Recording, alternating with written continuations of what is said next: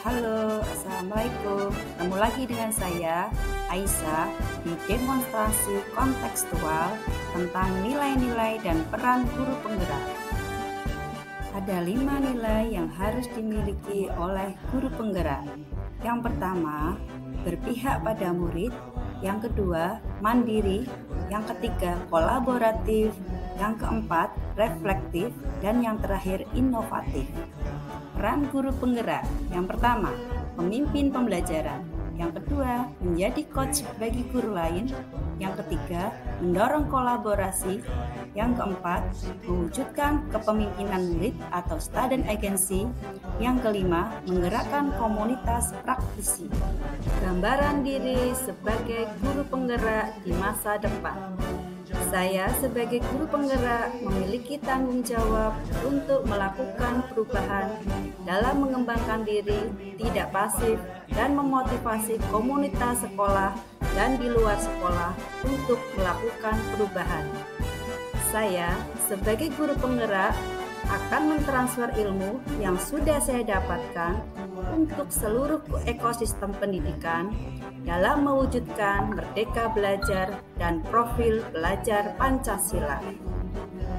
Saya sebagai guru penggerak berkewajiban menggerakkan pendidikan untuk menuju pendidikan Indonesia maju agar sejajar dengan negara lain.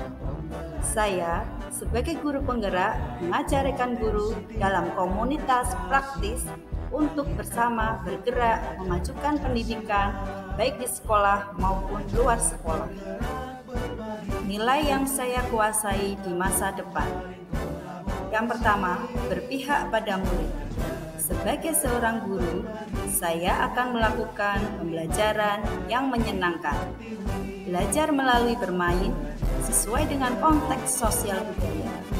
Saya akan menjadi pemberi pijakan, teman bermain, fasilitator, dan motivator dalam pembelajaran maupun berinteraksi sosial. Saya akan merencanakan dan merancang pembelajaran yang akan dilakukan.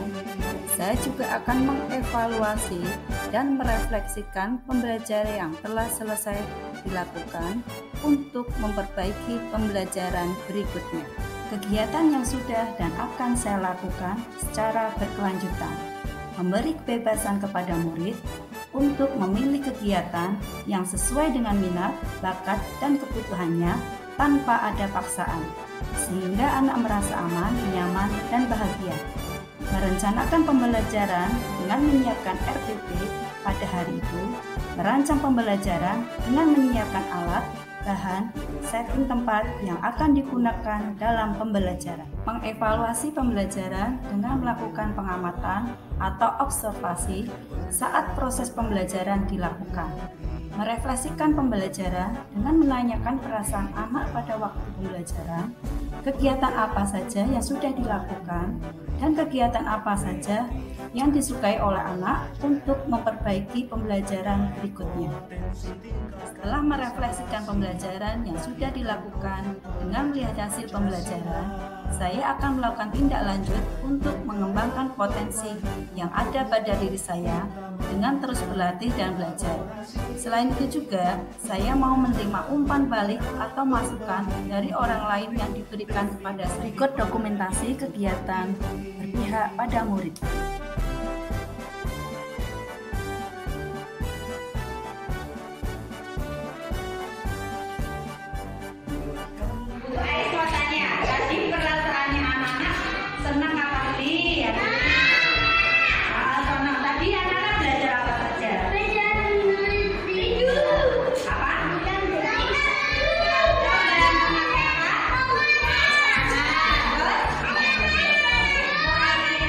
Terus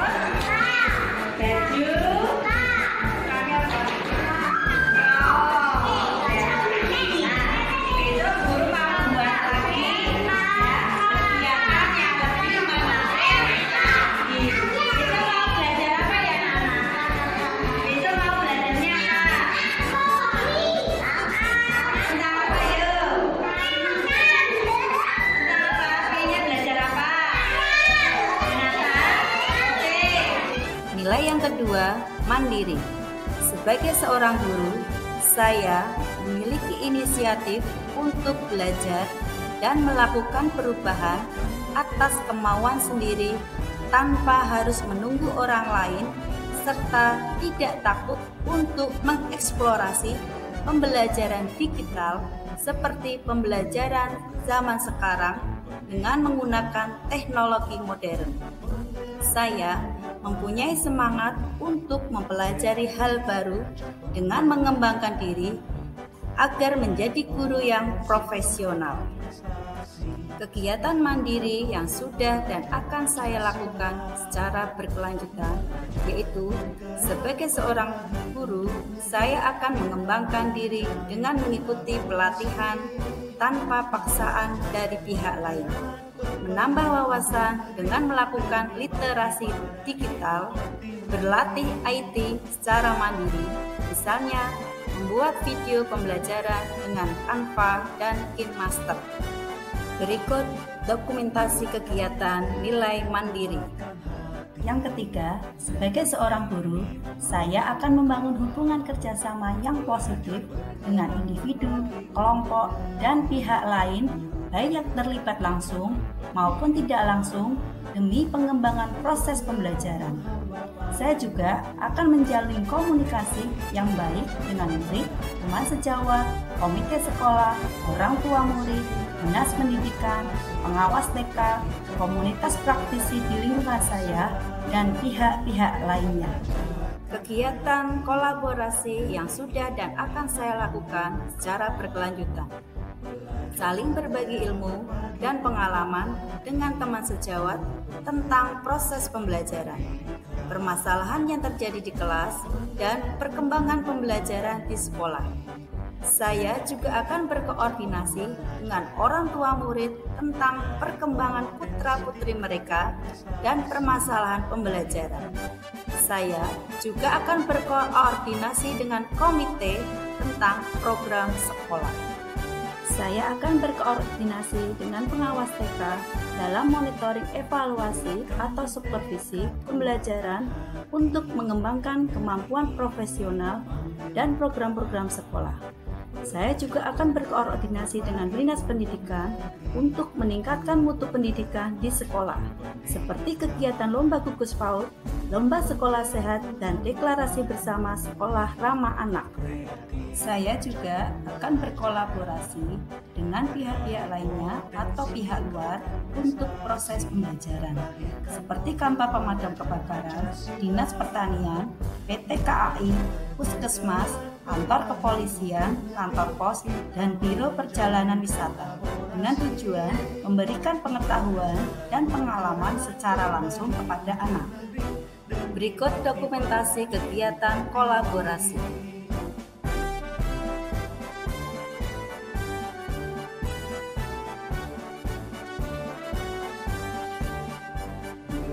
Nilai yang keempat, reflektif.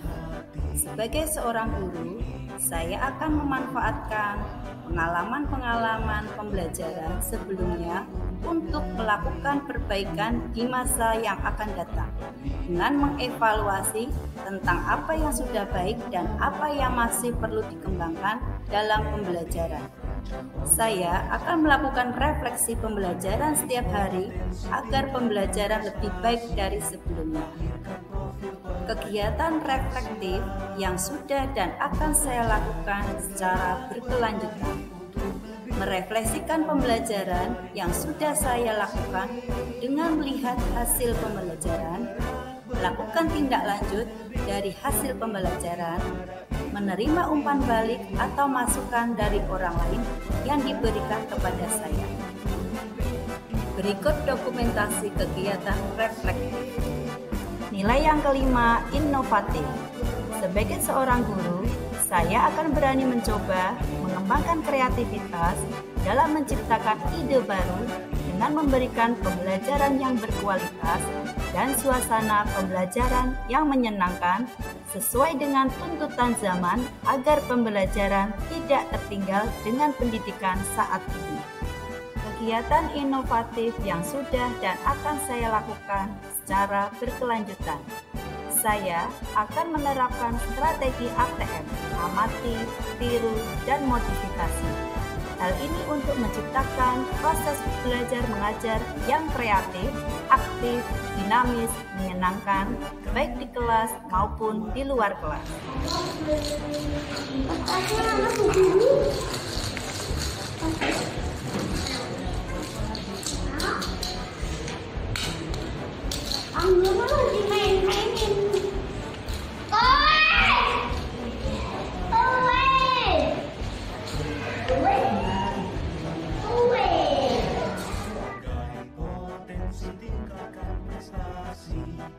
Hai teman-teman, apa kabarnya semuanya? Semoga Allah, Tuhan yang Maha Kuasa, selalu melindungi kita. Nah teman-teman, kali ini Bunda akan menyampaikan tema pembelajaran kita minggu ini. Temanya adalah kebutuhanmu dengan subtema pakaian. Nah, teman-teman, pakaian itu apa ya? Pakaian adalah kebutuhan pokok manusia selain makanan dan tempat tinggal. Nah, mengapa menjadi kebutuhan pokok teman-teman?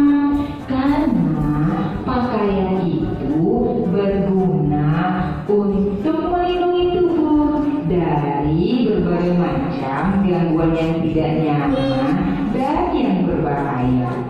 Nah, teman-teman, meskipun kegunaan pakaian itu semua untuk melindungi tubuh, namun teman-teman tahu nggak ya, jenis-jenis pakaian itu banyak loh. Ada pakaian adat, ada pakaian pesta, ada pakaian ibadah, ada pakaian seragam, ada pakaian olahraga, dan yang lainnya.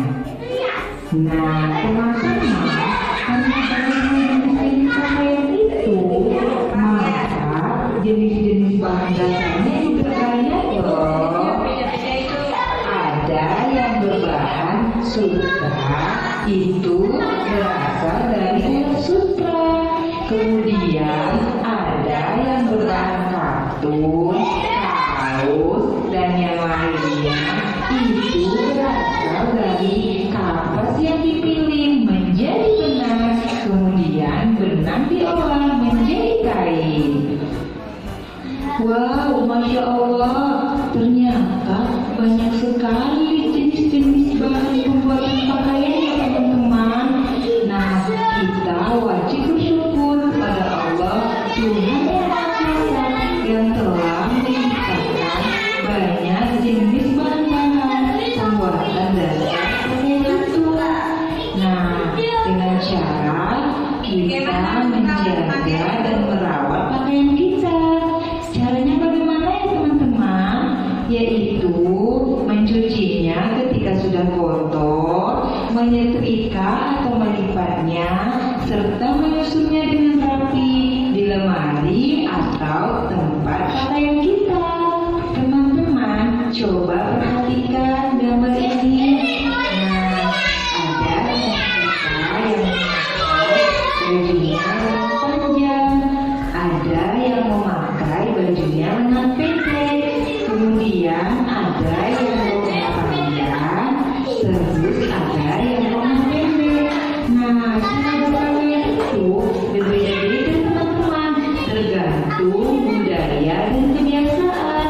Nah, misalnya contohnya kita yang ragam Islam, pakaian itu yang menutup aurat, membaik mereka sebelum berpakaian, serta mulai menggunakan pakaian yang sebelah kanan.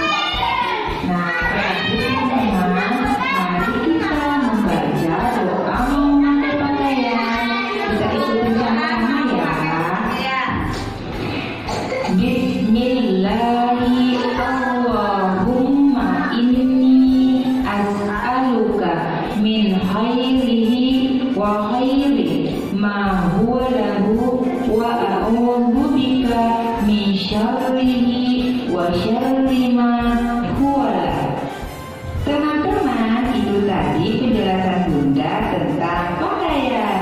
Sekarang setelah menonton video ini, mudah-mudahan teman-teman sudah memahami apa itu pakaian, kegunaan pakaian, jenis-jenis pakaian